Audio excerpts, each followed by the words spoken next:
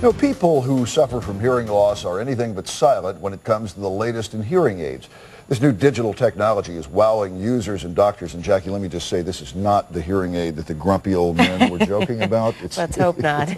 It's being called the smartest hearing instrument to date. The first to mimic the human ear.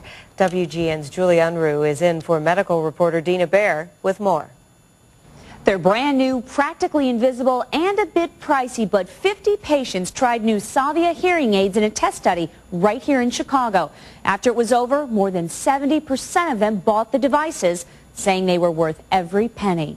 We want everything to be right at that line and everything. Tom Joyce has been wearing hearing aids for over 15 years. He's lost 70% of his hearing, and his doctor says it gets worse with each year. But you'd never know it unless you looked very closely. Tom says while these tiny devices fool others, he's mindful every day that the Savia delivers sounds he hasn't heard in more than 20 years. I'm hearing birds chirp again.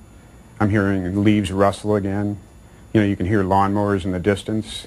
Each one of these tiny red hearing aids holds a computer chip with 6 million transistors, 6 times more than any other on the market. It has 20 individual channels, just like the human ear, constantly sorting through the audio in the environment to determine what sound should be brought up and what noise should be quieted down. It can block echoes and unwanted feedback like whistling. And for the doctor, it tells me how many hours a day he's using it and how much time he spends in each program.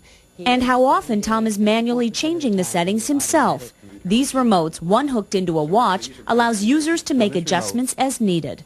You basically turn it on here, and you can program these 3 buttons however you want them. So number one, set it for the crowds, a one-on-one conversation, or turn it off altogether. You can tone the volume down, you can mute them completely, and it's a way to shut out the world if you need to.